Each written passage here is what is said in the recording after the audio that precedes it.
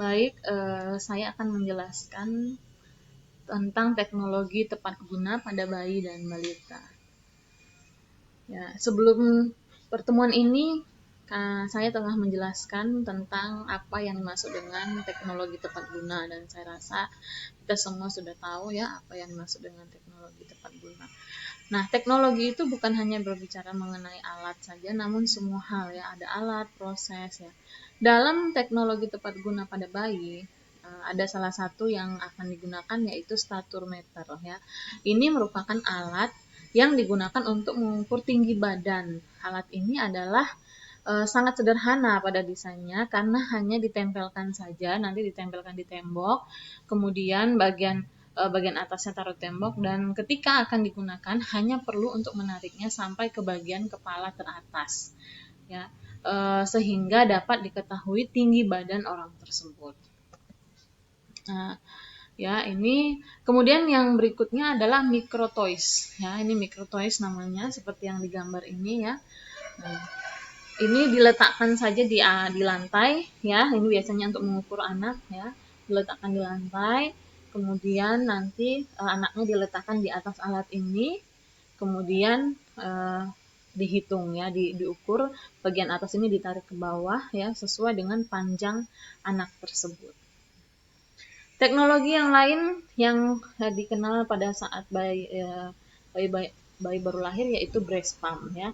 Breast pump ini biasanya digunakan oleh para ibu ya, yang berkarir di luar rumah agar ASI tidak terbuang dengan percuma, sehingga bayi tetap bisa mendapatkan ASI dari bundanya ya, sehingga ibu-ibu yang bekerja ya itu bisa tetap memberikan ASI-nya ya, ketika dia bekerja dia bisa memompa ASI-nya dengan menggunakan breast pump ya. Jadi breast pump itu macam-macam, ada yang manual, ada yang elektronik ya, banyak jenisnya ya. Ada kalau dulu ini kita hanya memompa secara manual menggunakan tangan ya, namun sekarang sudah ada bantuan alat-alat yang disebut dengan breast pump. Kemudian ada juga yang disebut dengan eye protector phototherapy ya.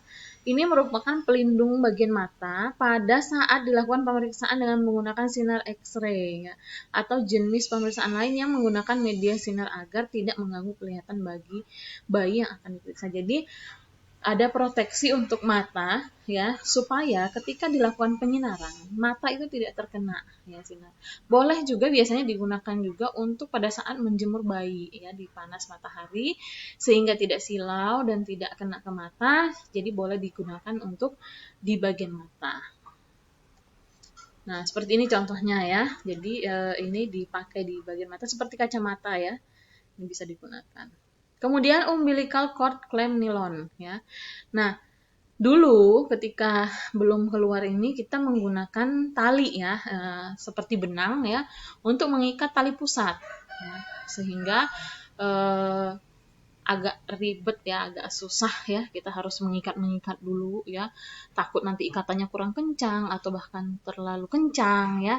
Nah, namun sekarang sudah ada namanya umbilical cord clamp nilon yang bisa digunakan sekali pakai ya. Begitu kita mau menjepit tali pusat langsung kita klem langsung tanpa kita takut dia terlalu longgar atau terlalu kencang, karena sudah diatur sedemikian rupa untuk kesesuaiannya dengan tali pusat bayi. Nah, selain alat ada juga prosedur atau ya suatu perlakuan ya yang bisa diberikan kepada bayi ya. Teknologi sekarang itu yang kita kenal adalah pijat bayi atau massage ya, massage atau baby spa dan sejenisnya itu banyak sekali sekarang ya.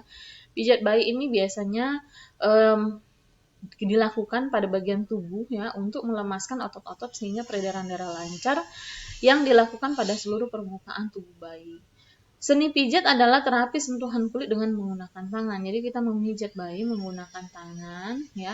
Pijat bayi ini sangat baik dan banyak penelitian-penelitian yang sudah dilaksanakan bahwa pijat bayi ini ternyata sangat baik untuk pertumbuhan dan perkembangan bayi ya, baik untuk pertumbuhan berat badan ya, panjang badan. Nah, kemudian juga untuk perkembangan stimulus perkembangan ya, untuk menjaga interaksi antara ibu dan bayi ya, sentuhan antara ibu dan bayi ya.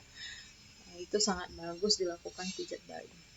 Ini ya beberapa cara atau gambar yang bisa dilaksanakan pada saat melakukan pijat bayi. Memang harus ada sentuhan, sebaiknya memang ibunya yang dilatih untuk memijat bayi sehingga ibu nanti akan melakukan sentuhan-sentuhan kepada bayinya.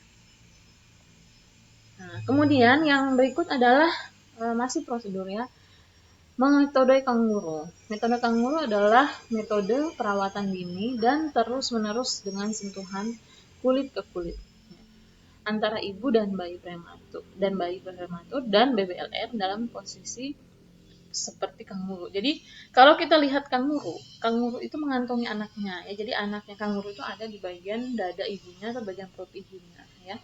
Seperti memang di kanguru itu punya kantong ya di bagian perut sehingga anaknya itu taruh di situ. Nah, itulah makanya metode ini disebut dengan metode kanguru karena pelaksanaannya nanti bayi akan diletakkan di atas dada ibu, kemudian dia akan diselimuti. Jadi seperti di dalam kantong ya.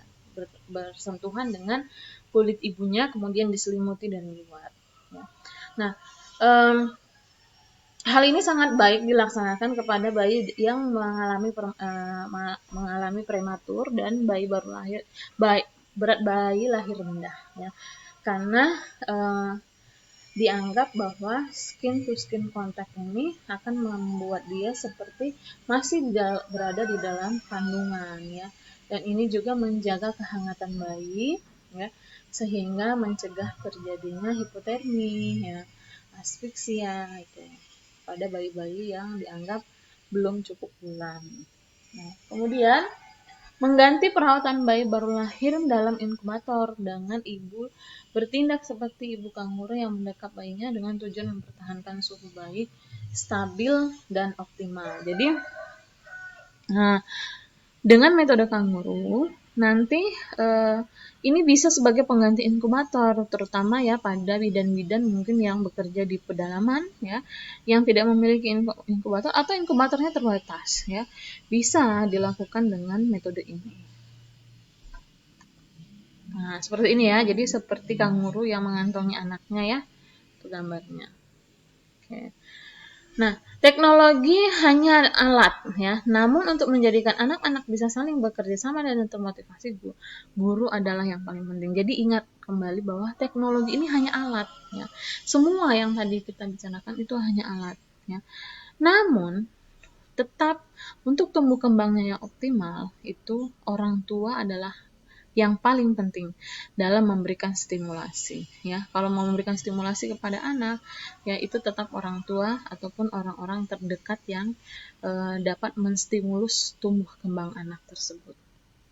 Demikian presentasi saya, mudah-mudahan bisa dipahami. Jika ada yang kurang dipahami boleh berhubungan dengan saya melalui kontak telepon. Terima kasih.